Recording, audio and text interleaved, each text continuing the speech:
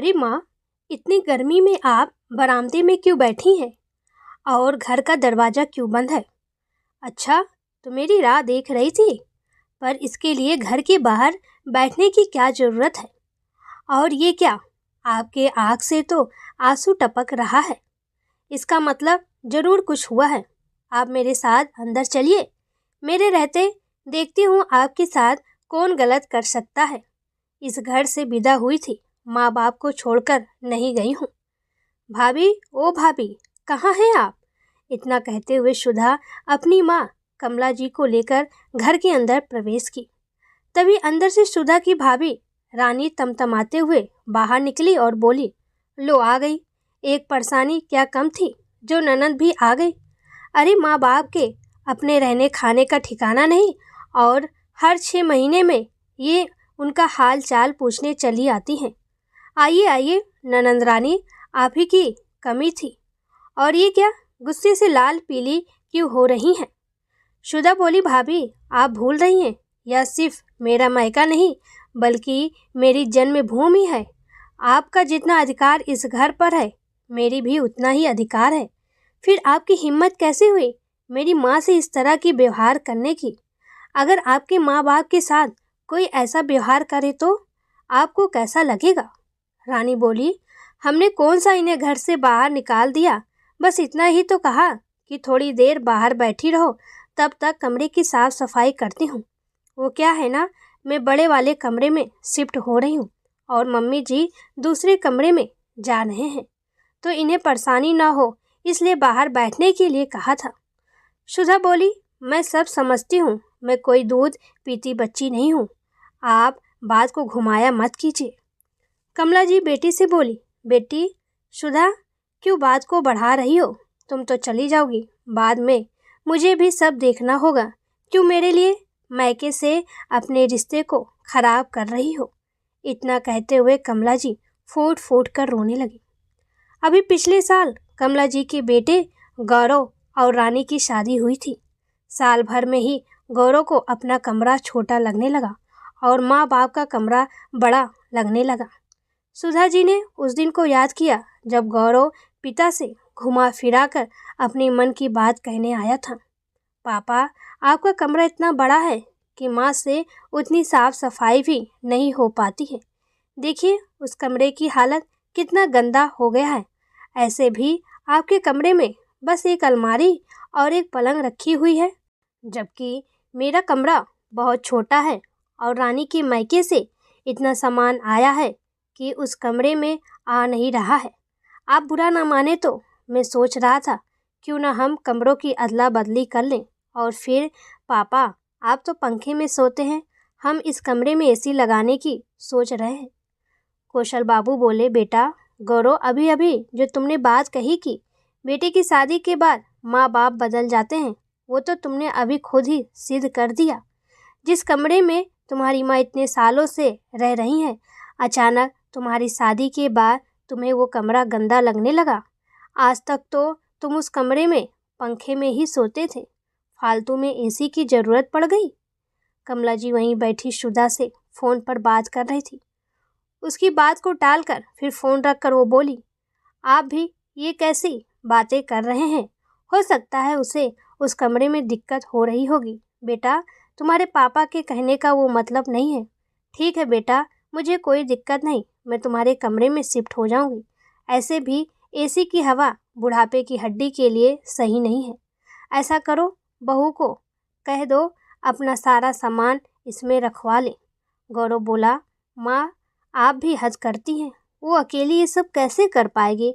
मैं कल 2 मजदूर भेज दूंगा, पहले तो उस कमरे की रंगाई पोताई करवाऊंगा, साफ सफाई हो जाएगी, फिर मैं अपना सारा सामान उस कमरे में लाऊंगा।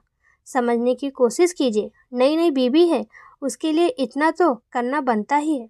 पापा बुढ़ापे में भी आपके बारे में इतना सोचते हैं, मैं अपनी पत्नी के लिए इतना भी नहीं करूं? तब तक आप अपना सारा सामान स्टोर रूम में रखवा लीजिए और गेस्ट रूम में शिफ्ट हो जाइए। कम से कम 1 हफ्ते का समय तो लग ही जाएगा। इतना कहकर गौरव वहाँ से चला गया। कौशल बाबू बोले, देखा कमला, जिस बेटे से तुम इतना प्यार करती हो, क्या समय पर वो तुम्हारे लिए करेगा? मुझे नहीं लगता है अपना कमरा उसे देकर तुमने ठीक नहीं किया। कहीं अफवाह सच तो नहीं साबित हो जाएगी कि पत्नी के आते ही माँ बाप बेटे के लिए बोझ बन जाते हैं, क्योंकि आज पत्नी के लिए ये हमें हमारा कमरा खाली करने को कह रहा है। ऐसा ना हो कि एक दिन ससुराल वालों के लिए ये घर खाली करने को कहे। इसे हमसे ज़्यादा अपने ससुराल वालों से प्रेम है, वरना देखती नहीं हो उन लोगों से हर रोज़ बात करता है पर अपनी बहन का हाल चाल तक नहीं पूछता है। कमला जी बोली, आप ये कैसी बातें कर रहे हैं? भविष्य की बातें आपको अभी से कैसे पता है? हो सकता है उस कमरे में उसे दिक्कत हो रही होगी और वो आपसे कह नहीं पा रहा हो। हमने तो अपनी ज़िंदगी जी ली, अब छोटे से कमरे में आपके साथ मुझे कोई दिक्कत नहीं होगी। वैसे भी हमारा काम पंखे या कूलर से चल जाता है। कौशल बाबू बोले, कमला मैं तुम्हारी हर बात से सहमत हूँ, पर ये भी तो देखो, ये अपने सुख के लिए तुम्हारी तकलीफ भी नहीं देख पा रहा है।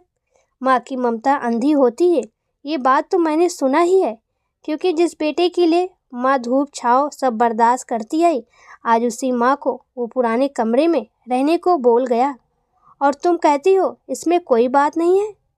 एक दिन रानी गौरव से बोली, एक कमरे में आपके मम्मी पापा रहेंगे, एक कमरे में हम रहेंगे। अगर कल को मेरे माता पिता यहाँ आते हैं तो वो किस कमरे में रहेंगे? मैं आपके माता पिता के साथ एडजस्ट कर रही हूँ, तो क्या आप मेरे माँ बाप के रहने की व्यवस्था भी नहीं कर सकते? पत्नी की बातों को सुनकर गौरव बोला, इतने पैसे कहाँ से आएंगे? रानी बोली, आपके बाबूजी कब काम आएंगे? लोगों को उतनी तनख्वाह नहीं मिलती जितना उन्हें पेंशन मिलता है, थोड़े पैसे उनसे निकलवाओ। पत्नी की बात सुनकर गौरव कौशल बाबू के पास पहुंच गया। पापा, मैं सोच रहा था गेस्ट रूम को भी नया जैसा कर दूंगा।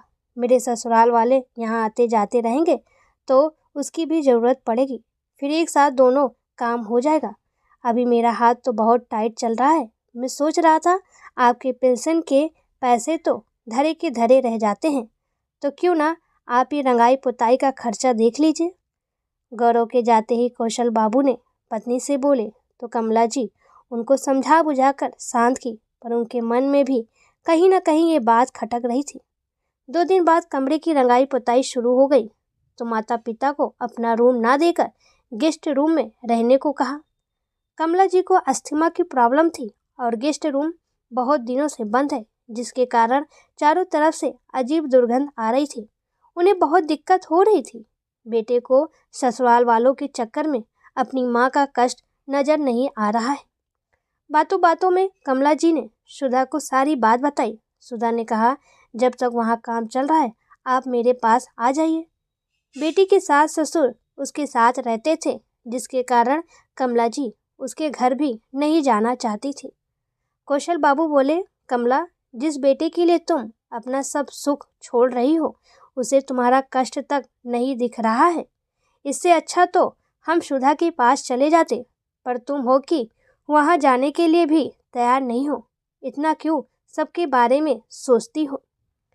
रानी ने दोनों दंपत्ति की बातें सुनी और गुस्से में बोली, पापा जी सही कहते थे, आपके रिश्तेदार की आप अपने बेटे को अपनी मर्जी से कुछ करने ही नहीं देते। आपका बेटा अगर आप लोगों पर खर्च करे तो बहुत अच्छा, वही अगर मुझ पर या मेरे मायके वालों के लिए कुछ करे तो आप लोगों को इतना बुरा क्यों लगता है? कौशल बाबू बोले, बहू, यह तो पहली बार देख रहा हूँ कि बेटा माँ बाप को छोड़कर सास ससुर के आने जाने की चिंता कर रहा है और मैं सुनी सुनाई बातों पर भरोसा नहीं करता। अगर तुम्हारा पति अपना शौक मौज के लिए कुछ पैसे खर्च करना चाहता है तो बेझिझक करे, मैं उसे कभी हिसाब मांगने नहीं जाऊँगा, पर मैं अपने पैसे यूं ही खर्च नहीं कर सकता क्योंकि मैं कमाता नहीं हूँ। इन सब बातों की चर्चा अपने पति से करो तो बेहतर होगा। इस विषय में मैं तुमसे कुछ नहीं कहना चाहता। इतना कहकर कौशल बाबू घर से बाहर चले गए। वक्त बीत रहा था। रानी घूमती फिरती कमला जी को बेटे से अलग करने की बात सुनाती रहती, जिससे एक माँ का कलेजा काँप जाता था। करीब 2 हफ्ते बाद कमला जी और कौशल बाबू के बार बार कहने पर थोड़ी सी साफ सफाई हुई और वो दोनों गेस्ट रूम में फिर से शिफ्ट हो गए। अब उन्हें उसी कमरे में अच्छा लगने लगा। एक रोज दोनों दंपत्ति हाल में बैठकर चाय पी रहे थे और टीवी देख रहे थे तो रानी कमला जी को बोली, मम्मी जी, क्या पापा जी के साथ कमरे में बैठ सकती हैं? मेरे कॉलेज के कुछ दोस्त आ रहे हैं।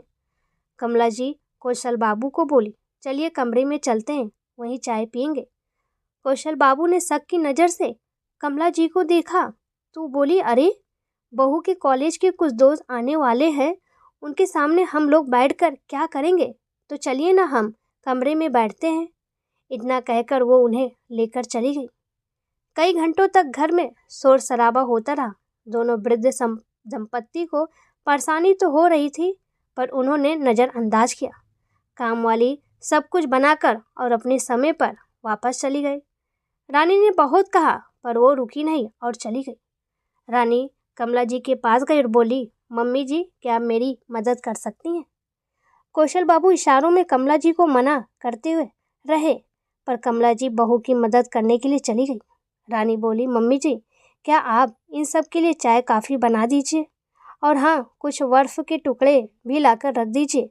अब हर कोई हमारी तरह चाय काफ़ी तो पीता नहीं है, इनके साथ किसी न किसी को तो बैठना ही होगा, तो मैं बैठ जाती हूँ। कमला जी चाय बनाकर लाई तो रानी की एक सहेली बोली, रानी, तुमने अपने पति को तो अपने रंग में रंग लिया, पर इस घर को और घर वालों को भी अपडेट कर दी हो। अब जाकर ये लोग तुम्हारे स्टैंडर्ड के लगते हैं। इतना कहकर वो सब हंसने लगे। उनके साथ रानी भी हंस रही थी। ये बात कमला जी को अच्छी नहीं लगी। रानी के एक दोस्त ने कहा था, ए ओल्ड वुमेन, जरा वो बोतल और बर्फ तो पास करो। कमला जी अपनी बहू का मुंह देखने लगी तो रानी बोली, दे दीजिए बोतल और जाइए यहाँ से। धीरे धीरे समय बीतने लगा। करीब 2 साल हो गए। एक रोज कौशल बाबू दोनों बेटे के बचपन के दिनों की बातें याद करके मुस्कुरा रहे थे। तभी गौरव आया और बोला, पापा, आपसे एक काम था, अगर आप बुरा ना माने तो कहूँ।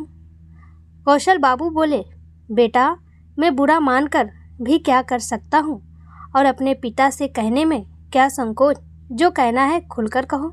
वो बोला, रानी के भाई की शादी तय हो गई है, लड़की इसी शहर की है। कमला जी खुश होकर बोली, अच्छा, बहू ने बताया नहीं? रानी बोली, मम्मी जी, कहाँ ध्यान रहता है, पूरे दिन तो आप सबकी सेवा में लगी रहती हूँ। फिर मैंने सोचा था सब तय हो जाए तो आपको खुशखबरी दूंगी।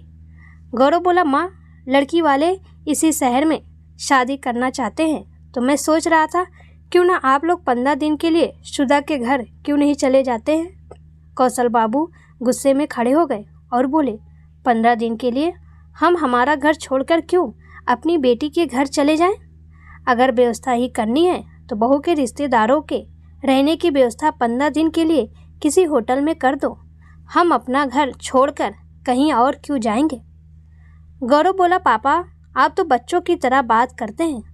आपको क्या लगता है इतना पैसा लगाकर घर की पेंटिंग क्या आप लोगों के रहने के लिए मैंने करवाई थी? मेरे ससुराल वाले क्यों कहीं और जाकर रहेंगे जब मेरा खुद का यहाँ इतना बड़ा घर है? रानी बोली, सुनो जी, मैं ना कहती थी, जिस माँ बाप के लिए आप दिन रात सेवा में लगे दिए, वो आपकी बात कभी नहीं सुनेंगे। मैंने कहा था हम कहीं और रह लेते हैं, पर आपने कहा अपने माँ बाप से अलग होकर नहीं रहना चाहते। देख लिया, मम्मी जी, बेटा है आप लोगों से अलग नहीं होना चाहता, और आप लोग हैं कि बेटी की छोटी सी खुशी भी पूरी नहीं कर पाती हैं। गौरव बोला, ठीक है, अगर आप शुदा के घर नहीं जाना चाहते तो चाचा जी के पास 15 दिन के लिए चले जाइए, मैं उनसे बात कर लेता हूँ। अब बात को बढ़ाने से कोई फ़ायदा नहीं है। पापा, मेरे लिए आप दोनों को इतना तो करना ही होगा। इतना कहकर गौरव और रानी वहाँ से चले गए। कमला जी की आंखें भर आई तो कौशल बाबू बोले, देख लिया, साल नहीं लगा कि पत्नी के लिए कमरा खाली करवाया, आज अपने ससुराल वालों के लिए हमें गेस्ट रूम से भी बाहर निकाल रहा है। वो दिन दूर नहीं जब हमें या अपने ही घर से बाहर करने के लिए रास्ता दिखाएगा। कमला हमारा बेटा दूसरों के लिए पल पल हमें खुद से पराया कर रहा है। बस यही दिन देखना बच गया था, पर मैं भी उसका बाप हूँ। जब तक उसे सही रास्ते पर नहीं लाऊंगा, चैन से नहीं बैठूंगा। उसी रात कौशल बाबू कमला जी को लेकर अपनी बेटी के घर चले गए और दामाद जी को उन्हें सारी बात बताई। उसी शहर में कौशल बाबू के भाई भी रहते थे, वह भी वहां आ गए। फिर दामाद और दोनों भाई मिलकर एक वकील के पास गए और उससे सलाह मशवरा लिया। करीब 15 दिन बाद कौशल बाबू घर आए और बोले, मैं समाज के सामने अपने खानदान का नाम खराब नहीं करना चाहता था, इसलिए चला गया। कभी तुम्हारी पत्नी ने अपने मित्रों के लिए, कभी तुमने अपने ससुराल वालों के लिए हमें पल पल पराया किया और कल तक बस यह सुनता था कि बेटा शादी करके बदल जाता है, पर उसे तुमने सत्य साबित किया। हम तुम्हारी परवाह करते हैं, इसलिए कह रहे हैं, घर के अगले हिस्से में हम रहेंगे और पिछले हिस्से में तुम रहोगे। पीछे के रास्ते को तुम इस्तेमाल करोगे और अपना खर्चा पानी खुद उठाओगे। गौरव बोला, मैं सब जानता हूँ, ये सब बातें आपको जीजा जी ने ही सिखाई है ना जीजा जी, आप ऐसा कैसे कर सकते हैं? और चाचा जी आप भी कुछ नहीं कह रहे हैं? दामाद बोला, साले साहब, अपने रास्ते में कांटे तो आपने खुद ही बिछाए हैं। जब आप रिश्तों की मर्यादा लांघेंगे तो ये तो आपके पिता हैं। चाचा बोले, जब तुमने अपने माँ बाप के साथ पराये जैसा व्यवहार किया तब क्या मुझसे पूछा जो अब बोल रहे हो? शुदा आगे बढ़कर बोली, भाई तुमने तो हमें खुद से अलग कर दिया था, ये तो हमारे माँ बाप हैं जो तुम्हें खुद से अलग भी नहीं कर रहे हैं। तुम्हें माँ से अलग करने के डर का फ़ायदा तुम्हारी पत्नी ने बहुत उठाया, पर अब नहीं। जब तुम दूसरों के लिए हमें पराया कर सकते हो तो क्या हम तुम्हें खुद से थोड़ा दूर नहीं कर सकते? रानी ने कहा, देखो, मैं ना कहती थी कि आपकी बहन अपने फ़ायदे के लिए हमारा नुकसान करवा कर रहेगी। गौरव ने घूरती हुई नज़रों से रानी को देखा और बोला, ये सब इसने नहीं बल्कि तुम्हारी लालच ने किया है। अब जो भी आगे होगा उसे भुगतने के लिए तैयार रहो। कमला जी बेटे से बोली, बेटा छोड़ो, इन बातों में क्या रखा है, बस हम इतना चाहते हैं कि हम तुम्हें 2 दिन का वक्त दे रहे हैं, अपना सारा सामान लेकर दूसरे हिस्से में शिफ्ट हो जाओ। इतना कहकर कमला जी कमरे में चली गई। कुछ ही दिनों में एक घर जो पूरे परिवार से भरा था उसके 2 हिस्से में बढ़ गया। अब गौरव को अपने हिस्से की बिजली का बिल, पानी और काम वाली ऐसे अन्य खर्चों को खुद उठाना पड़ता था, तो उसकी हालत ख़राब होने लगी। रानी ने जब अपने माँ बाप से मदद की उम्मीद लगाई तो उन्होंने भी अपना हाथ पीछे कर लिया। उस रोज़ गौरव को एहसास हुआ कि जिनके लिए उसने अपने माँ बाप को पराया किया वो तो उनके अपने कभी थे ही नहीं। समय बीता, दोनों ने उनसे माफ़ी मांगी। कौशल बाबू बोले, बेटा आखिरकार आगे चलकर सब तुम्हारा ही होगा, परंतु जो गलती मैंने सुधारी है उसे दोहराना नहीं चाहता। हमें तुमसे अब कोई शिकायत नहीं, तो जो जैसे चल रहा है चलने दो। दूध का जला छाछ भी फूंक फूंक कर पीता है, ये कहावत तो तुमने सुनी ही होगी। आखिरकार गौरव और रानी को खाली हाथ लौटना पड़ा और अपने किए पर पछताने के सिवा और कुछ ना हो सका। कौशल बाबू और कमला जी अपने घर में रहती थी। बेटी भी माता पिता से मिलने समय निकाल कर आती थी, पर रानी जो आज तक उन्हें इज्जत न दे पाई, अपने कर्मों की वजह से अपने रिश्तेदारों और सास ससुर के सामने सर झुकाए रहती थी। दोस्तों, आपको हमारी कहानी कैसी लगी प्लीज़ कमेंट में ज़रूर बताएं।